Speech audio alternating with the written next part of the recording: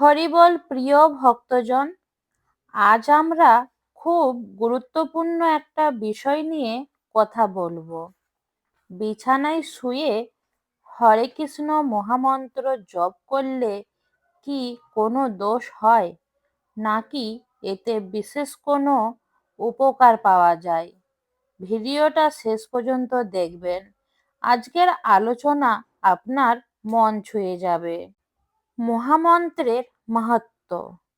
হরে কৃষ্ণ হরে কৃষ্ণ, কৃষ্ণ কৃষ্ণ হরে হরে, হরে রাম রাম রাম হরে হরে। এই মহামন্ত্রকে গৌরী বৈষ্ণব ধর্মে কলিযুগে তারক ব্রহ্ম নাম বলা হয়।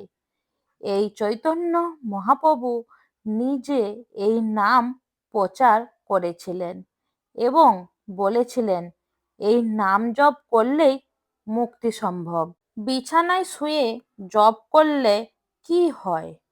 প্রথম কথা, ভগবানের নামে কোনো অপমান হয় না যদি আপনি ভক্তি ভরে জপ করেন।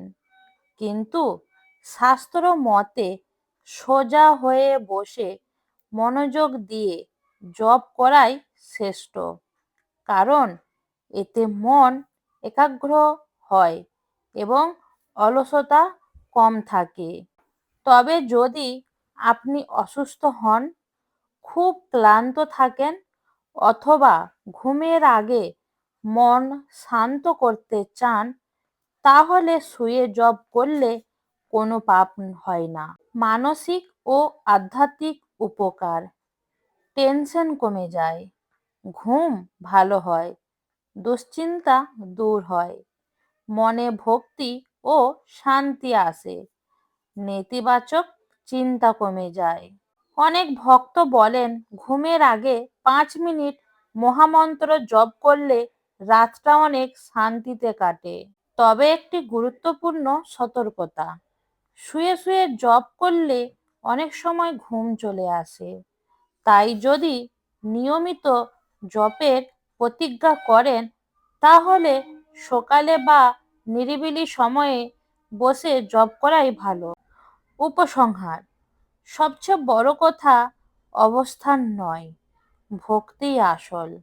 আপনি দাঁড়িয়ে, বসে, শুয়ে যেভাবে জপ করুন না কেন, যদি মন থেকে ডাকেন, ভগবান অবশ্যই শুনবেন। আজকের ভিডিওটা এখানেই শেষ করলাম। ভিডিওটা যদি ভালো লেগে থাকে, একটা লাইক কমেন্ট শেয়ার করতে ভুলবেন না। আর কমেন্টে রাধে রাধে জয় শ্রীকৃষ্ণ লিখে দিও। আবার দেখা হবে কোনো একটা নতুন ভিডিওর সাথে।